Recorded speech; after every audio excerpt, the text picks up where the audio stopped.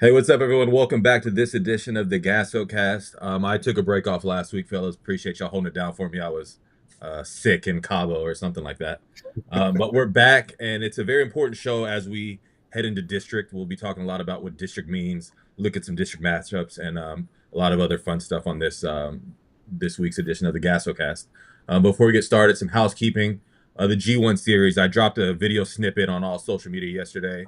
Go take a look about that. Look at that. We got some new teams signing up, and it's a slow build. But as soon as we hit January 1, the grassroots light bulbs start to turn on.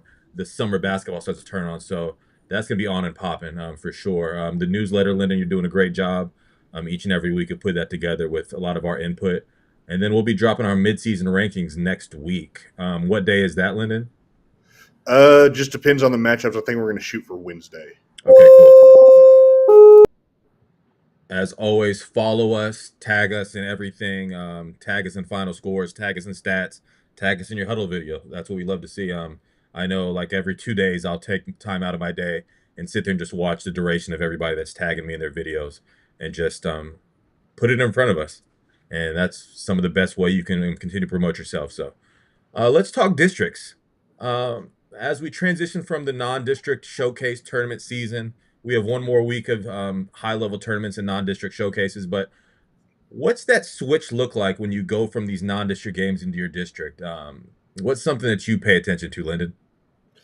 Yeah, for me, and especially as a former coach, you kind of have to basically go with what you know, go with who you can trust. I mean, the coaching game is still very much a business. You know, you're paid to win games, so you're going to opt for the kids that produce. You may have a great prospect, and it's always an interesting dynamic for us whenever we go to a game and we have like a freshman or a sophomore that we've heard good things about and we're excited for in the Gasso office, and maybe they just haven't taken that step. Um, that their coach wants them to in the pre-district, and then all of a sudden they play limited minutes, and you're going with older kids who have more experience, and just have that trust factor and go in and produce. Maybe don't have as much potential, but they're going to go in and do what they need to do in these tight ball games. That doesn't matter who you're playing, especially in a lot of these districts. Could be the number one team in the state, could be somebody who will win two district games, but you're going to get a really, really competitive matchup. Whether it's DFW, San Antonio, Houston, there's a lot of good coaches out there who can put together these game plans, and it takes that extra gear from a lot of these kids to produce when they got the full scouting report against you. Absolutely. Tim, what are your thoughts on heading into district play? I know some teams, it's kind of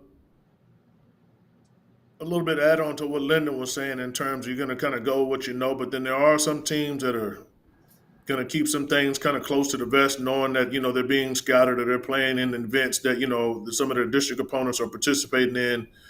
So I always look for those teams who are adding on something different, who always has something kind of within their schematics, who can add something, but who also is going to be able to kind of adjust according to the scouting report based on kind of what they see. So who's making those in-game adjustments? Who's doing those things? And then for us, from an evaluating standpoint, what players can make those subtle adjustments? If a coach is going out saying, hey, we kind of want to do this within the scheme of what we do to take away and or take advantage of what the other team is doing, those players who were able to kind of add that to their game and who's also understanding personnel. For me, uh, it shouldn't be a secret of who you're playing against. And so as a player, you should be evaluating those players that you're going to be going up against on a frequent basis, knowing who's a good shooter, who's not a good shooter, who's, really, really good going off the dribble. Those little things, a coach shouldn't have to tell you that. If you're a true player, you should be able to kind of know those things, going into it. So your IQ should kick into what the coach is telling you. So just based on that, who is able to adjust to the personnel you're playing against? Yeah, I agree with that for sure. And for me, the game shrinks, lineup shrink. You'll see a lot of teams right now playing 10 or 11. That's going to turn to 6 or 7 in some instances. So it's oftentimes you need to be more efficient with limited opportunities. And we see so often some of the younger players that are on varsity that start to lose those minutes. Now is the time to really look yourself in the mirror and figure out what it takes to get on the court. there's no need to run back home and say, "Oh, coach isn't playing me anymore." Why is that?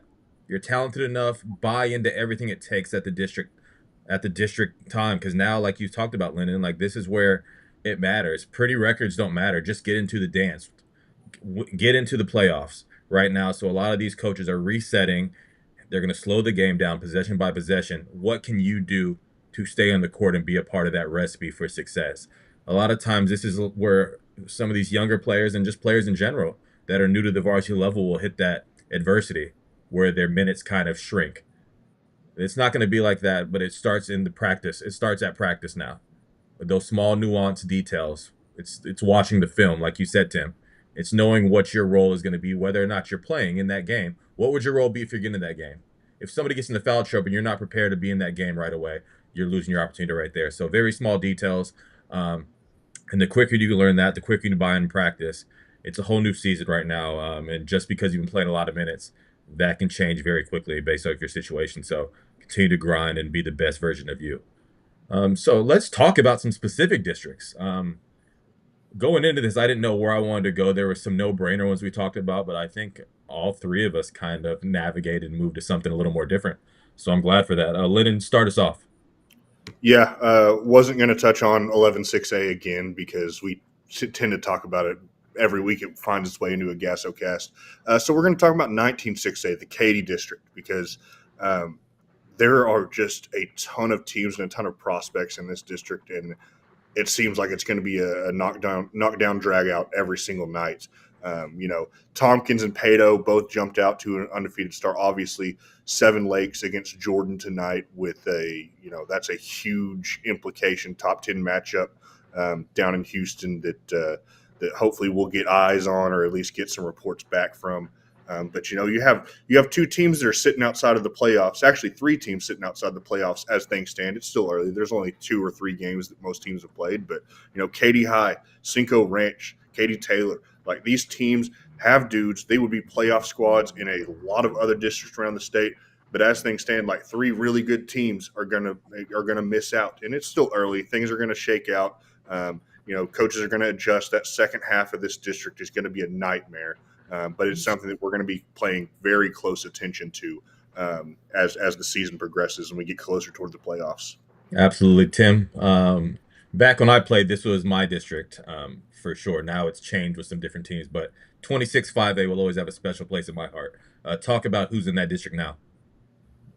It's really, really tough. So when you go from teams who have won it. All right.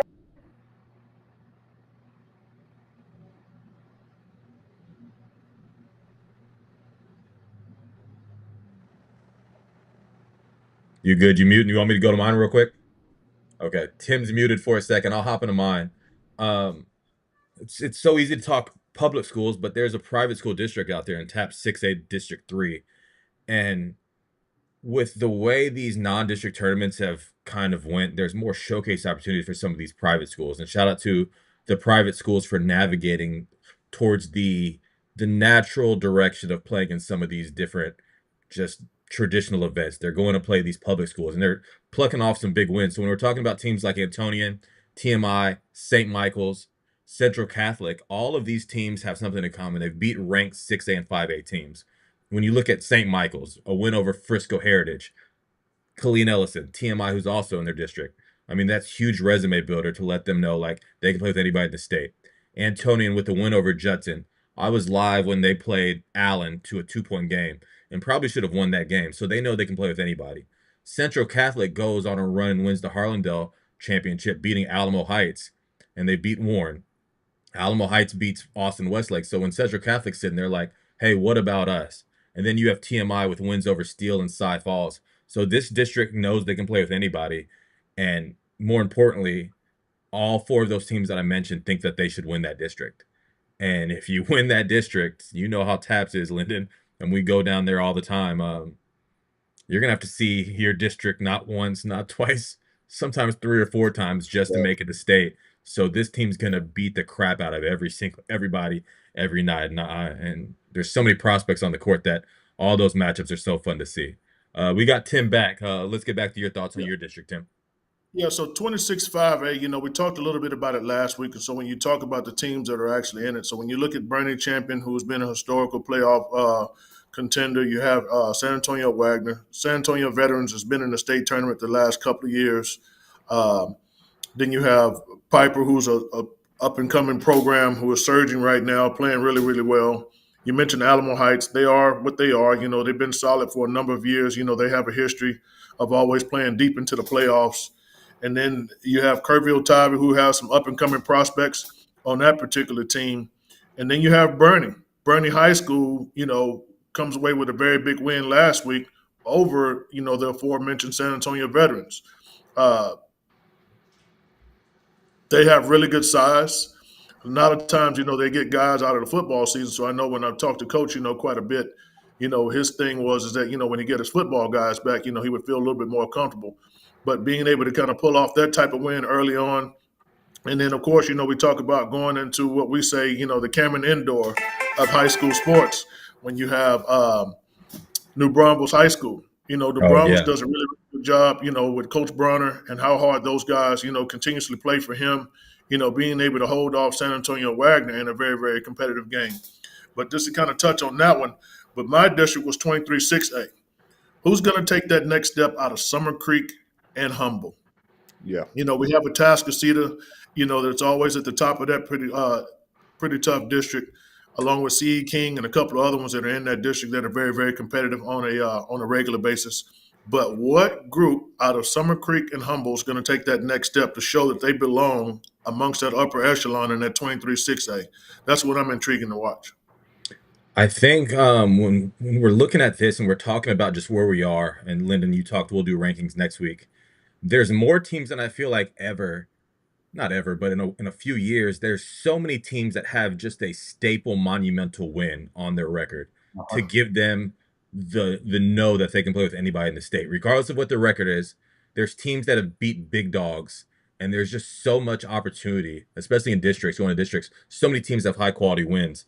So I'd be interested for the viewers to continue to tag us on X with some of like the best wins of the season for the program you support, because there's just great. I mean, if you're looking at resume builders for college basketball, like there's so many high level resume builders for these high school teams going into districts. So I think it's still pretty wide open, to be honest. Like I mean, I don't want to talk about who I think's winning state. That's why I didn't put that here in this rundown. But what I did put in is some midseason player of the year talk. We did in the newsletter who was our preseason player of the year talk. Now midseason, who's your guy right now, Lennon? Yeah, I'm not going to answer that, but I am going to kind of go through the list of contenders because it's a lot of the guys that we did talk about in the newsletter. Austin Brown has built himself a really strong case out at Lufkin to start the year. Bo Ogden is putting up crazy numbers for Westlake. When officials aren't fouling him out of the game, he's putting up crazy numbers. I'll say that. Donovan Chris at San Antonio Brennan are they're one of the best teams, and he's the best player who has taken a step this year. We got to talk about Bryson Howard and Cam Lomax, Frisco Heritage, and a kid who we didn't talk that much about during the preseason, prediction standpoint was Nias Price from Seven Lakes, because what he's been doing and what Seven Lakes has been doing as a unit deserves all kinds of publication and shine, because he's stepped into a leadership role for them coming back, and obviously they're 15-0 and likely to be number one in the state when we update these rankings next week. So he's going to be there, but it's going to be decided in these district games. I mean, winning a tournament championship doesn't get you very many player of the year votes, but winning a district rivalry game to win the district championship, and then seeing what happens in the playoffs as we get closer to the early weekends of March, that's going to be the things that I'm looking for to really build the resume for when we go sit down and select these player years at the end of the year. So question, you talk about navigating through the playoffs. More times than not, our player of the year usually wins state, gets to state. Do you see a world where your player of the year, how far do they have to get in the playoffs at least do you think for your just you personally? Because I don't think there's a right or wrong answer, and it's subjective for sure. But a lot of times, like all the players you named, they expect to go pretty deep in the playoffs, and credit to their teams winning that helps with this award. But do you foresee, like, if a guy went crazy and lost in the regional final, like it's you got to be special. Yeah. And basically it's a sliding scale based on how special you are. I mean, like if you're dropping 50 points every single night and you lose in the first round of the playoffs, like we're still going to take that into consideration, you know. You'd like to think it's going to be the best player on the best team who wins state title when all is said and done, but you know, it's all going to be based off of the performance level and what we kind of collectively agree on as a staff. And I also think based off some of our rankings, there are teams there that kind of win by committee and they Sure. expect to win by committee for a long time. So but often those guys end up on our all tournament teams and all state teams and stuff like that. So just keep winning and guess what? Your name's gonna be relevant. Tim, who's your guy? You've been talking about him a lot. I mean, starting more so on social media and in our group chats, and for good reason. He has a few more opportunities to build his resume coming up as well. It's that I told you so moment. Much like you alluded to, we've been talking about it. I think he's deserved to be in the conversation just based on the numbers, but then also, just the overall productivity and how he's doing it. And his production is leading to winning. They're 13-2. So when you look at what Caden Deffenbaugh is doing, he's really kind of taking that next step. He realizes he's the guy and he's embracing it, full throttle. It's not a situation where he's trying to figure it out because he does have some talent, along the roster. But with him really kind of taking the forefront of the situation and really making plays when he has to. And then the thing of it is, as we always talk about, it's one thing to go out and make plays, but then when you have teams that are game planning for you and know that, hey, that's who we need to go out and stop, and he's still trying to find ways, still, be creative, make plays along with creating for his teammates as well. Caden Deffenbaugh gets the nod for me. When I talked about him, at the beginning of the year, New Mexico State, feeling like they got a steal in this situation just because I think his game is continuously evolving. That's the thing I really like about this situation right here is that he's embracing the situation and then going head down toward it. Absolutely, and I think Frisco Memorial, if I'm not mistaken, plays Frisco Heritage Friday, and then they're going to see Beaumont United and Kimball as well in the coming weeks. So a lot more opportunities for him. Lyndon, I'm going to kind of follow your path, and it's based off guys that I like. The way that they're operating, like who possibly can get to state, because like we talked about, oftentimes that's where the player of the year lies. But my preseason player of the year is Kensington Candler, and so that doesn't change. But I will say this: he has a running mate over there with Josh Weems that deserves a lot of credit as well, as does that whole team. They're going to be contending for the number one team in the state, which that matchup might be determined Wednesday when they play against North Crowley. So when you're sitting there at North Crowley, Isaac Hayes is sitting right there. If North Crowley beats Little Lum Wednesday, Isaac Hayes might be in the front runner for all this, and that's all we need to worry about. But then we talk about that TAPS district, Amari Guerrera, Tim down in San Antonio. My SA might need to get the ink ready when they're talking about player of the year down there for a kid like that with the amount of points he's putting up and how dominant he's been. But you have Sun Jin Call, and you talk about Lennon. You say you can't win the player of the year at a tournament championship MVP, but when you beat the number one team in Frisco Heritage, like Sun Jinkle did, you're going to get some points there. So he has a chance. And then Elijah Williams as well at TMI. They're playing a big boy non-conference schedule. So there's just so many different people each week. Like the more you win, the more your team's relevant, the better opportunities you have to continue to be in this. And there's so many different names. And like we talk about so many different teams, there's so many different names. There's just so much basketball left, and I'm so excited about that. Yeah. So let's move into our next category, recruit him. Who's a trending 2026 prospect that coaches should be on? Lyndon? Yeah, I got a couple. And let's start with Lovejoy with Maddox Johnson and Luke Moderson. A fully healthy Lovejoy team that was really dangerous, and we got to see them early in a win on what was that, Friday morning? We were there at the Wilson. You called your shot too. You're like, watch, Maddox makes them go, and he Yeah. did right away. Yeah, and Maddox Johnson, is 6'5", can shoot it, but is really productive around the rim. Gives them the interior presence they need with all their space and pace that they play with on the offensive end, but can also step out, shoot it, put it on the floor. Luke Moderson back to healthy, making shots, setting the table for teammates, and just you feel a lot more confident in their ability to win games with him on the floor because he's that kind of calming presence out there for them that can also go put up buckets and facilitate for this team.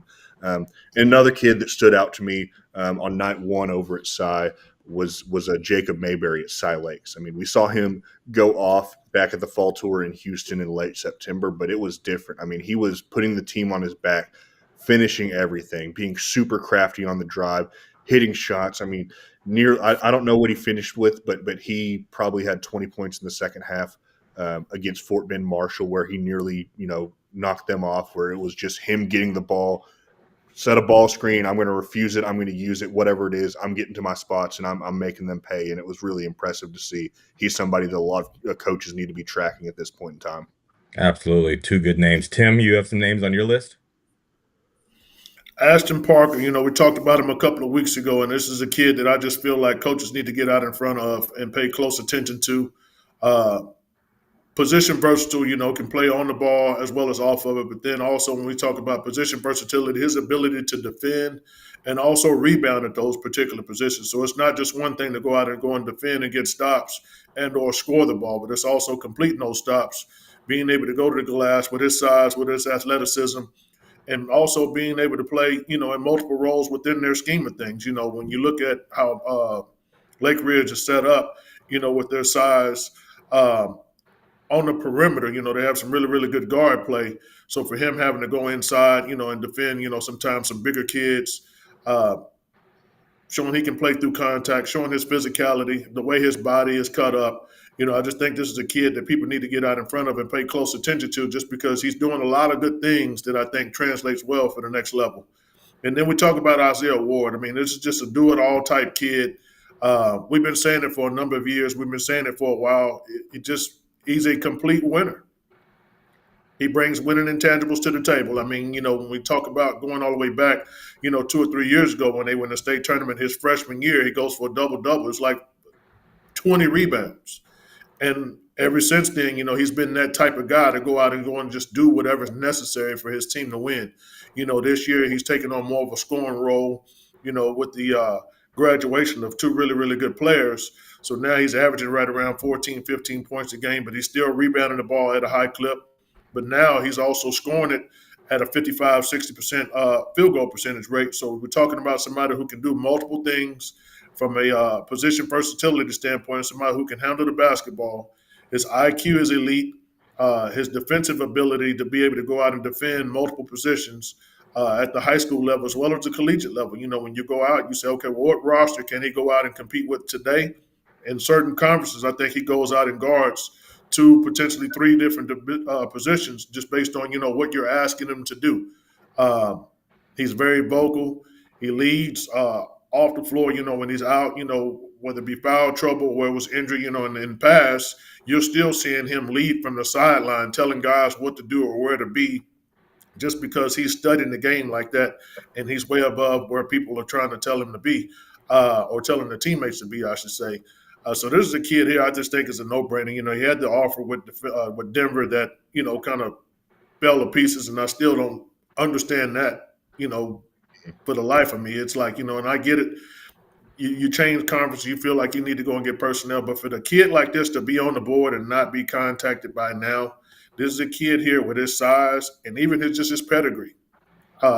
He's going to win your game. So definitely recruit him.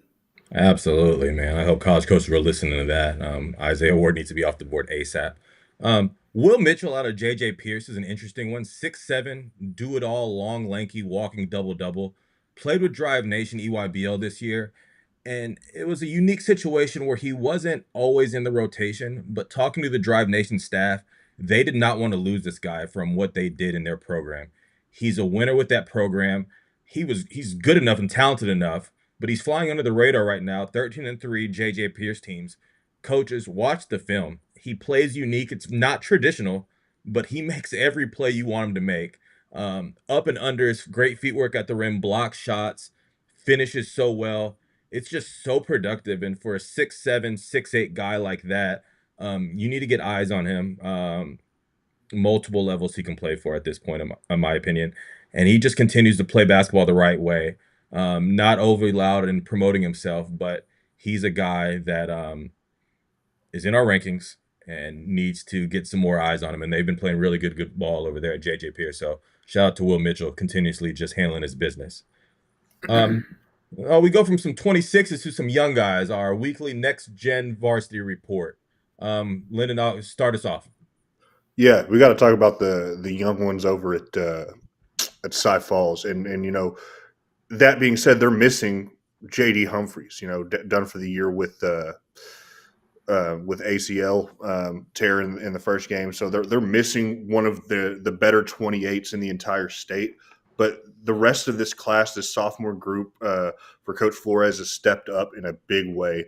Samir Watson, like the energy this kid plays with, he comes in off the bench and impacts games, has made a fan out of me.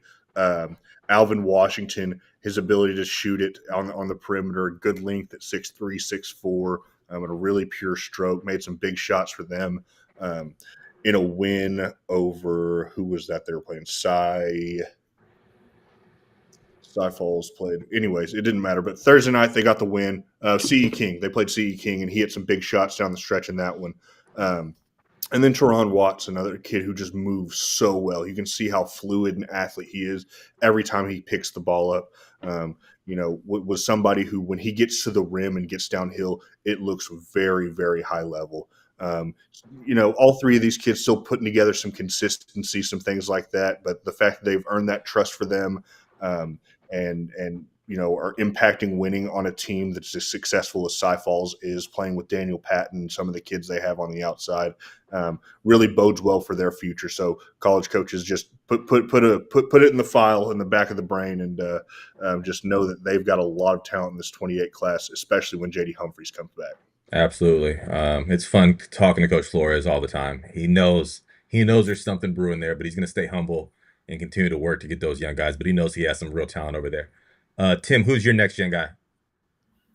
Landon Collins is starting to put it together. At 6'9", 6'10", really starting to figure out how to impact games. The way he runs the floor, the way he's protecting the rim, the way he's finishing around the rim, just different things to do at different levels, but it's at a high level. Yeah. It's at a high level to where he, he's running the floor like I talked about before. Just his overall willingness and his motor has really, really increased from the last time, we were able to really lay good eyes on him. I went to go see Pflugerville Weiss play early in the year, and he had a few kids out, due to injuries, so on and so forth.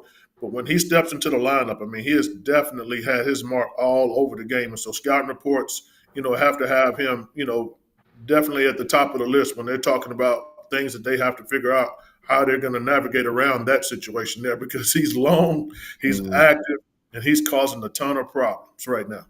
Absolutely. I saw him this 2 weeks ago. No, this past weekend, actually. Yeah. Days get mixed up. Yeah. Just an absolute freak. Just does some high-level stuff. For me, Tim, this guy, we talked a few weeks ago and said, once he gets comfortable transitioning over from the football field to the basketball field, gets into that shape, then it's going to be a problem. Well, that time is now. Jamari Bowens of Judson continues to make those plays we saw from him as an 8th grader when he came to Next Gen. Tim, you've seen him much earlier than that, but he just makes plays that nobody else can make. And here's an example of a picture. Shout out to Tommy Vela, who will be doing some stuff for Gasso this spring and summer. But yeah, just a bad boy. And Judson continues. We talked to Noe offline, and we were like, hey, where are those program defining wins coming from? And you go see them beat Katy Jordan. You see them beat their rival Wagner. Judson's rolling right now, and you have a 2028 Jamari Bowens.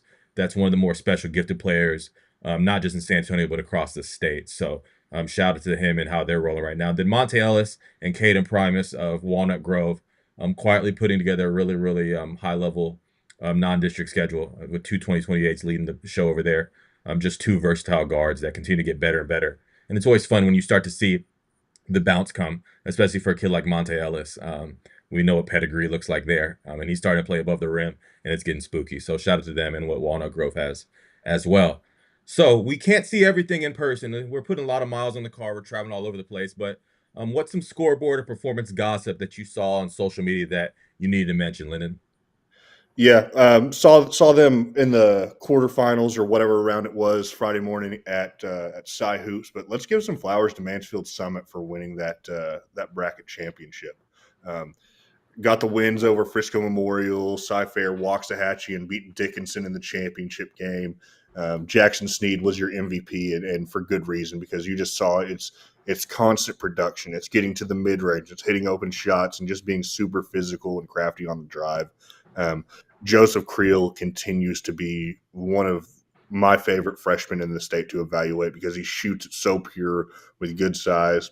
Started to add more ways to impact the game. And then, you talk about some of the complementary pieces. Mason Williams has shot the ball really well the last few times I've seen him.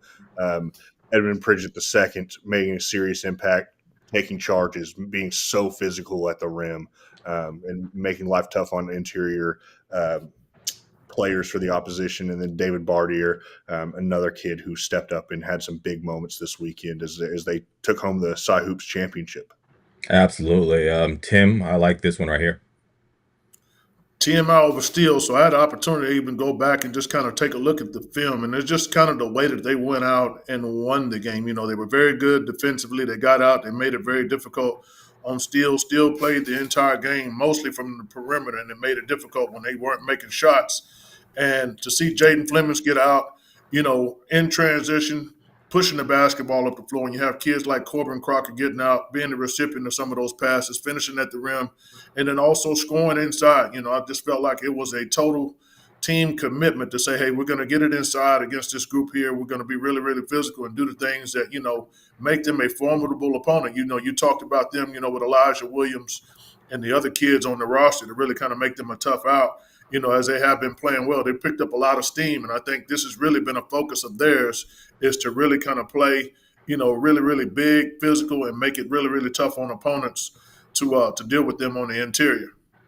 Yeah, for me, a lot of times in our preseason rankings, there's teams that are ranked high for good reason. Then they go play a hard schedule for good reason. And Red Oak played a very hard schedule early on, took some lumps. So they didn't fall out of contention or anything like that, but I feel like recently they started to get their mojo back. They lost a tight window at Tascasita, but since then they've won 6 in a row, including wins over Iowa Colony, who I'm going to talk about them in our newsletter because they're starting to catch some people. And then Grand Prairie, who Lyndon, everybody I talk to, they're like, oh, where'd Grand Prairie get all these dudes from? So those are 2 high-level wins. So just pay attention to Red Oak. They're kind of used to not being the sexy team in the mix and stuff, but they got a lot of preseason hype, and going into the district, I think they're right where they want to be. So shout out to them. So before we get out of here, our previews for the week. This is where you, the viewers, right now, we have 230 people live watching. So shout out to y'all taking some time out of your afternoon. But I put a tweet up on my Twitter account, as you can see here, with some previews. But I want people to go comment underneath what are your favorite games of the weekend or the week. And I'll name some that I looked up. Duncanville DeSoto. Hey. You all right? You okay? Is that automatic? Are those automatic lights just off? Yeah. Wave the lights on back. So I have Duncanville DeSoto. That's tonight. Frisco Memorial, Frisco Heritage. That's Friday. Katy Seven Lakes, Katy Jordan tonight. Little Elm, North Crowley, which is tomorrow. Brennan Harlan this weekend. At Grind, a sneaky one. Houston Second Baptist versus Southeastern. You have that Reese Austin Beckham Black matchup. Reagan Clemens, and then let me see. A couple people wrote some other ones here. Antonionette Johnson, Fort Ben Elkin Straight Jesuit, Fort Worth Southwest, and Kennedale. So comment underneath that tweet what games you're looking forward to in your region. It's a really, really good week of basketball, and it's gonna just going forward in district. There's so many high level districts that we talked about today, and more we could have talked about. There's going to be just high level games all over the place. Hopefully your fans of basketball media get to go out there and really continue to shine on these players. But until next week, a lot of games we're going to be watching today and throughout the weekend. We're going to have so much more to talk about, and we can't wait to see y'all then. But until then, follow us on social media as we continue to put out high level content, and we'll see you soon. Peace.